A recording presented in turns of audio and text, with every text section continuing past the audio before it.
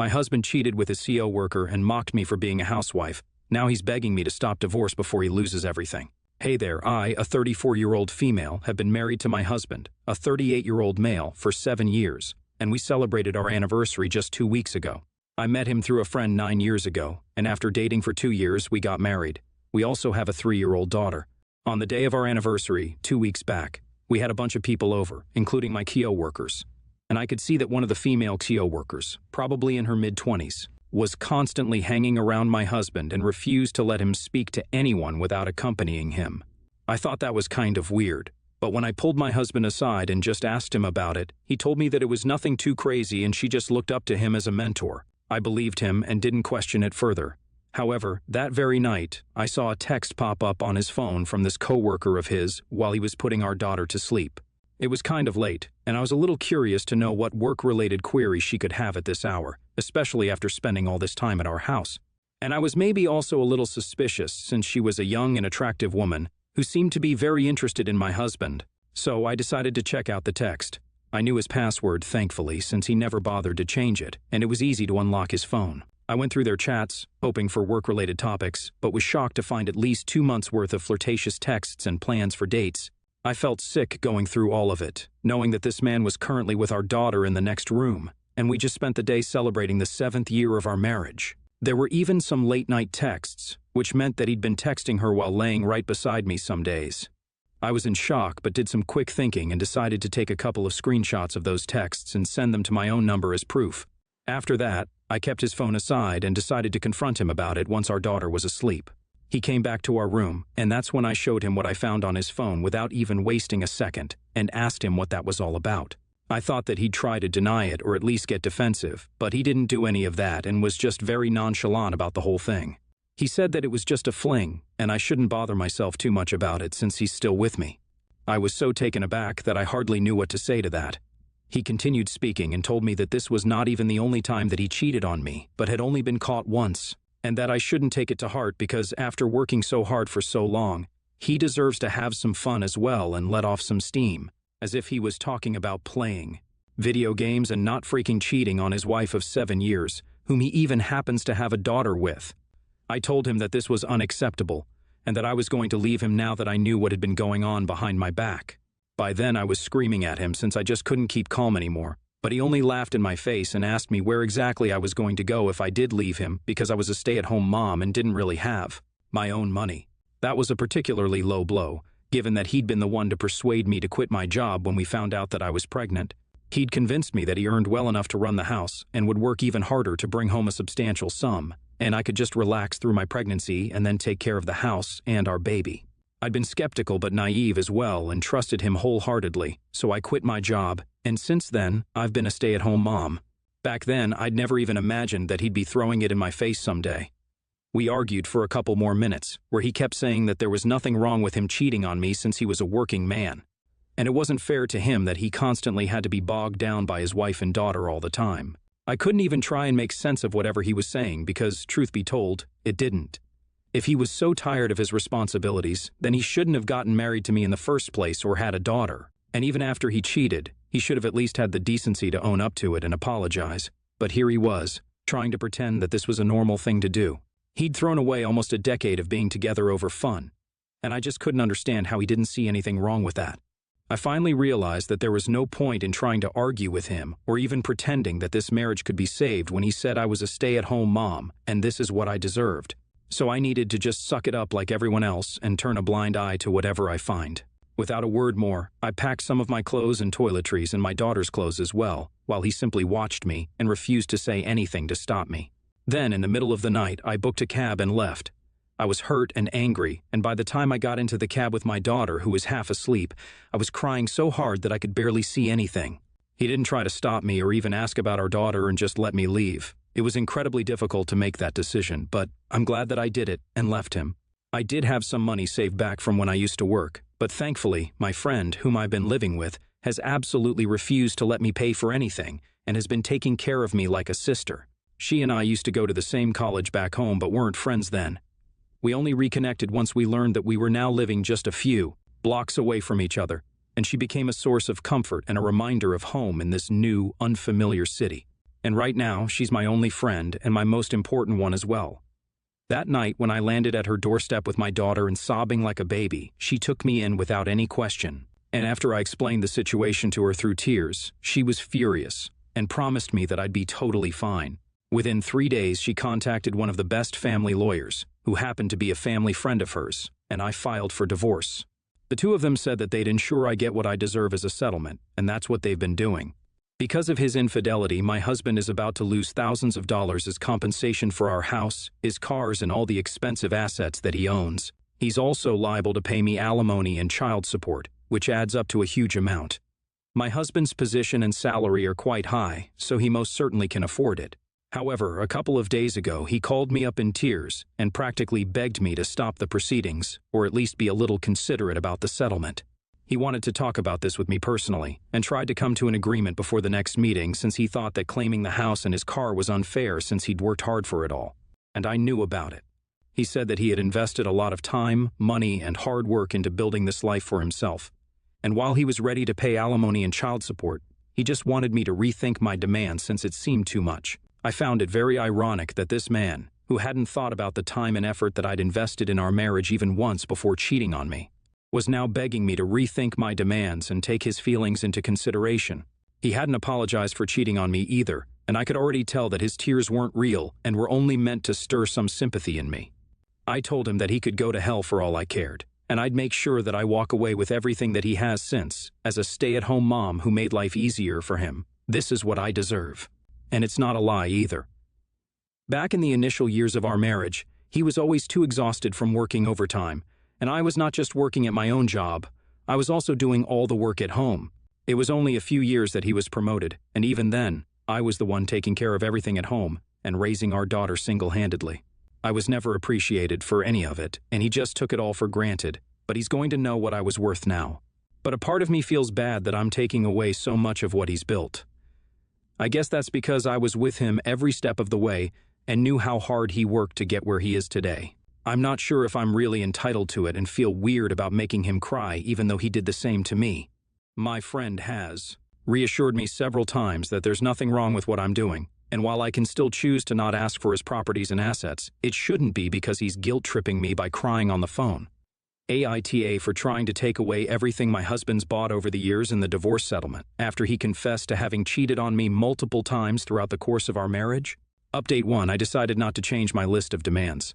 I read every single response that I got from you folks, and while there were a few sympathizing with my husband, the majority believe that I'm totally entitled to whatever I'm asking for since he's the one who cheated on me, in spite of having a daughter with me, and even mocked me for being a stay-at-home mom when it was actually him who forced me into that role in the first place. So yes, I don't think I'm being too harsh, and for the ones asking, if he ends up agreeing to the terms, then I'll be walking away with the house that he used to live in, a vacation home in Cabo, his cars both luxury cars, several watches that he owns, and of course, a huge sum as compensation. I don't know when or how this is going to happen, but well, I'm just hoping that things work out in my favor. Even if they don't, he'll still have to pay me child support and alimony since he owes me that much. I haven't told him yet about my decision, but I don't think I owe him that either. I might not tell him at all.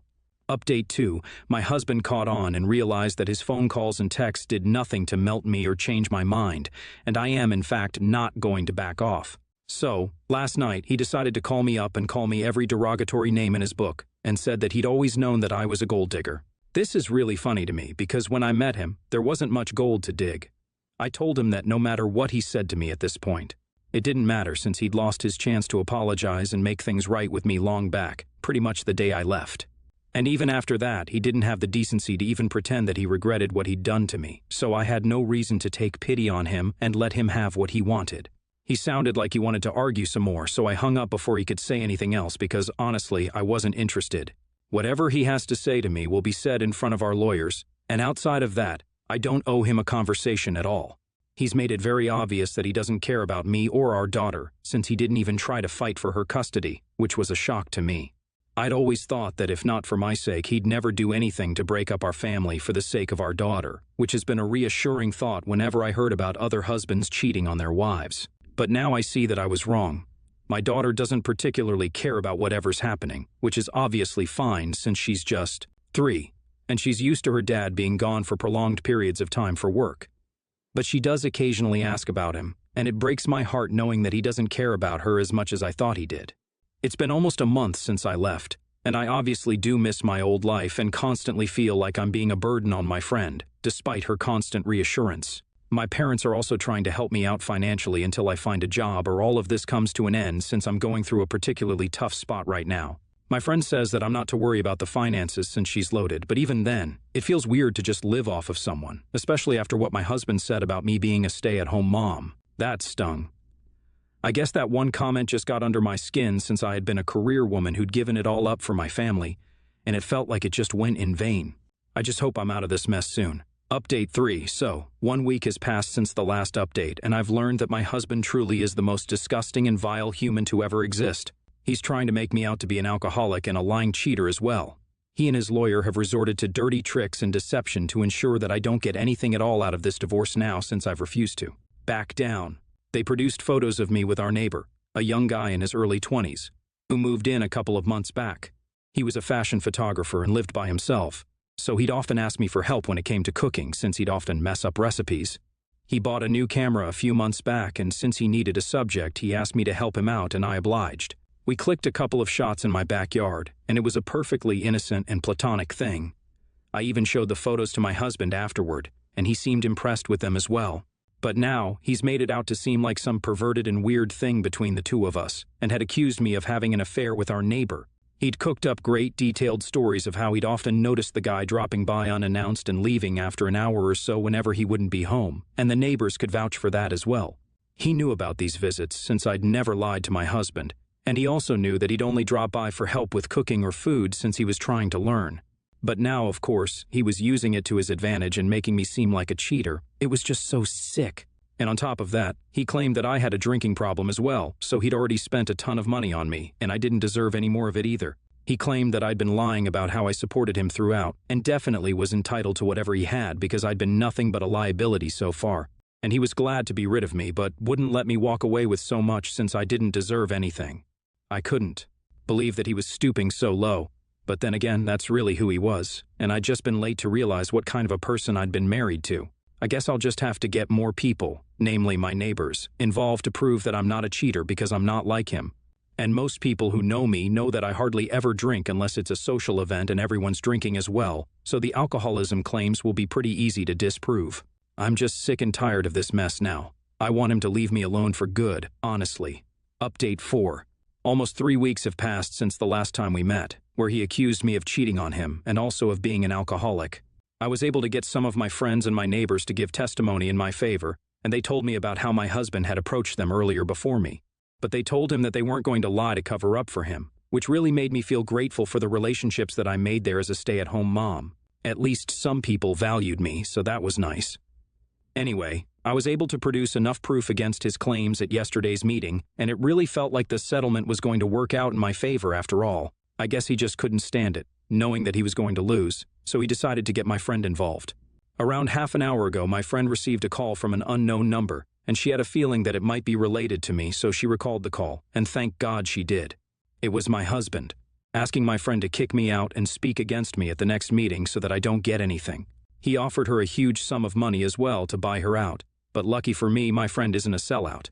I could hardly believe that he was willing to go to such lengths just to avoid the consequences of his own actions. He's such a low life. I can hardly even believe that he's trying to do this not just to me but his own daughter as well. If my friend had kicked me out, our daughter would be out as well, and we'd both be in trouble. I had half a mind to ring him and give him a piece of my mind, but my friend calmed me down and convinced me to let it go since there was no point in trying to talk to him, and it would just be wasting my own breath. I'm just so furious right now that I could actually slap him senseless. It's disgusting for me to even think that I spent so much of my time and energy on this man. I tried to distract myself by going through jobs online since I desperately needed one. With or without the settlement, I want to make something of myself, and I desperately want to go back to work right now so that I can be independent again. I've already applied at a few places, and hopefully my skills will be sharp enough to make things work.